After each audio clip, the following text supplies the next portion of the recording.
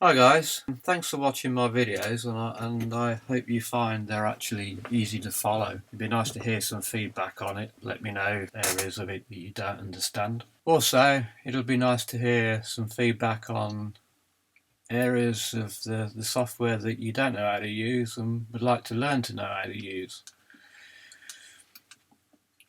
In this video, I'm going to show you how to use the tiling option so you can cut out a larger design on a smaller machine.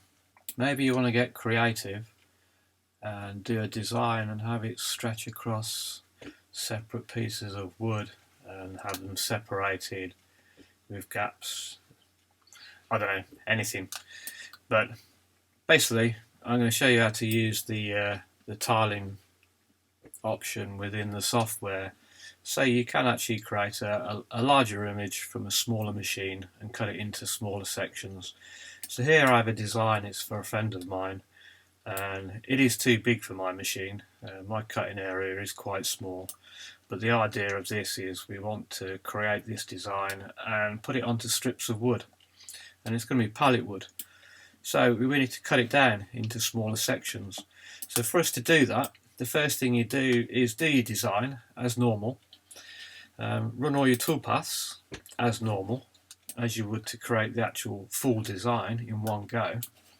The only difference is when we're going to use the tiling section of the program, when you come to material setup, you do need to make sure that your datum point is in the left hand corner. So left hand side of your work area is your datum point. So that's where you will start cutting each piece from. That's the only thing you have to have set to be able to use this particular part of the program.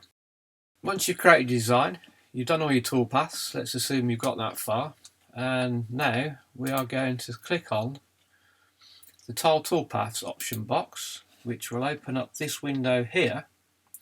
And it gives you a few selections, but we're only going to concentrate on this top one here. So we click on the tile toolpaths and we're going to concentrate on the individual tiles, which is creating tiles of a specific size that you want to cut on.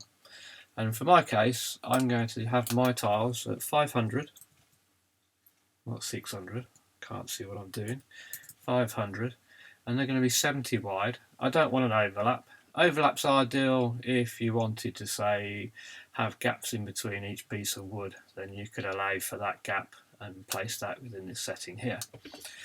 Once you've put your sizes in your X and your Y axis, the way you want to cut them, click on the update tiles. If I just open up the 2D section, as you can see now, it's divided up my work area into the size tiles that I've put into these two boxes here, and it's numbered them T1, T2, T3, T4, and this is how it will save the G-code files.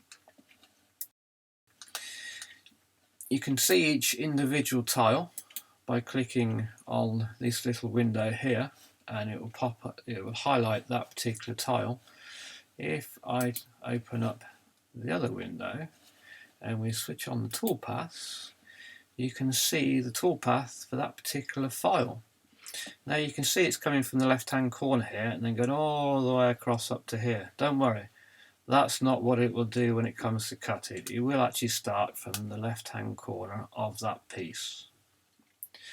So once we've done this section here, we can now come back to our toolpaths and we can go to our Save Toolpaths option. You'll notice you'll have an output to tile toolpaths. If it isn't already selected, select it. You also want to select visible toolpaths to multiple files, and I would suggest grouping where possible because that will reduce the amount of files that you're actually going to save.